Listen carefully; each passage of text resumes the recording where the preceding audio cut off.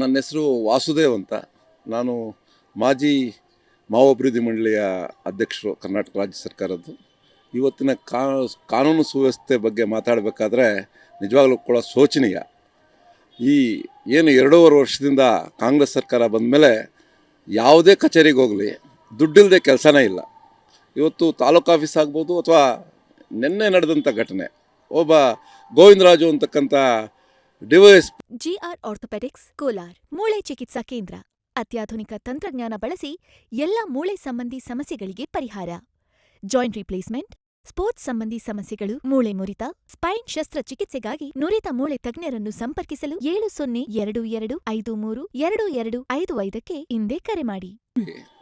Circle inspector 4 lakh red hand ಸಿಗ್ತಾರೆ. ಇವತ್ತು ನಮ್ಮ ಹೋಮ್ ಮಿನಿಸ್ಟರ್ ಆದಂಥ ತುಮಕೂರು ಜಿಲ್ಲೆಯಲ್ಲಿ ಸರ್ಕಲ್ ಇನ್ಸ್ಪೆಕ್ಟ್ರು ಅವರು ದುಡ್ಡು ತೊಗೊಂಡು 40,000 ರೂಪಾಯಿ ತೊಗೊಂಡು ಸಿಕ್ಕಾಕೊಳ್ತಾರೆ. ದಿನೇ ದಿನೇ ಭ್ರಷ್ಟಾಚಾರ ಜಾಸ್ತಿ ಆಗ್ತಾಯಿದೆ. ಜನ ಬೇಸತ್ತೋಗಿದ್ದಾರೆ. ಈ ಸರ್ಕಾರಕ್ಕೆ ಬುದ್ಧಿ ಹೇಳಬೇಕಕ್ಕೆ ಕಾಯ್ತಾ ಇದ್ದಾರೆ. ಆದರೆ ಯಾವುದೇ ಚುನಾವಣೆ ನಡೆಸಲಿಲ್ಲ.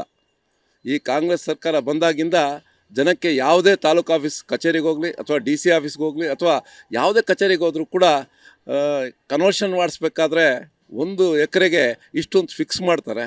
ಯಾವ ಊರಲ್ಲಿ ಏನು ರೇಟ್ ಇದೆ ಆ ರೇಟಿಗೆ ತಗ್ಗಟ್ಟಾಗಿ ಫಿಕ್ಸ್ ಮಾಡ್ತಾಯಿದ್ದಾರೆ. 5 ಲಕ್ಷ, 3 ಲಕ್ಷ, 4 ಲಕ್ಷ. ಪ್ರತಿ ವರ್ಷ ಖಾತೆಗೆ ಕೂಡ ದುಡ್ಡು ಕೊಡಬೇಕು. ಅಂದ್ರೆ ಅವ್ರ ತಂದೆದು ಅವರ ಹೆಸ್ರಿಗೆ ಮಾಡ್ಕೋಬೇಕಾದ್ರೆ, ಅವ್ರ ಮಗನ ಹೆಸರು ಮಾಡಬೇಕಾದ್ರೆ ಅದು ಕೂಡ ರೇಟ್ ಕಟ್ಟಿ ಮಾತಾಡೋವಂಥ ವ್ಯವಸ್ಥೆ ಬಂದಿದೆ. ಬ್ರೋಕರ್ಸ್ನ ಇಟ್ಕೊಂಡಿದ್ದಾರೆ. ಪೂರ್ತಿ ಯಾವುದೇ ರಾಜಕೀಯ ವ್ಯಕ್ತಿಗೆ ಅಥವಾ ಯಾವುದೇ ಒಬ್ಬ ನಾಯಕರಿಗೆ ಬೆಲೆ ಇಲ್ಲ. ಇವತ್ತು ಬ್ರೋಕರ್ಸು ಇಟ್ಕೊಂಡ್ರೆ ಕೆಲಸ ಆಗತ್ತಕ್ಕಂಥ ಮನಸ್ಥಿತಿ ಬಂದುಬಿಟ್ಟಿದೆ.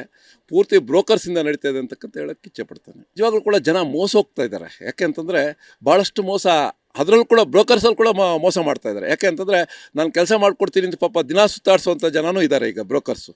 ಆ ರೀತಿಯಲ್ಲಿ ನಡೀತಾ ಇದೆ. ಇವತ್ತು ತಾಲೂಕು ಕಚೇರಿಗಳೆಲ್ಲ ಅದು ಎಂಡಾರ್ಸ್ಮೆಂಟ್ ಆಫೀಸುಗಳು ಮತ್ತು ಬ್ರೋಕರ್ಸ್ ಆಫೀಸ್ ಆಗಿದೆ.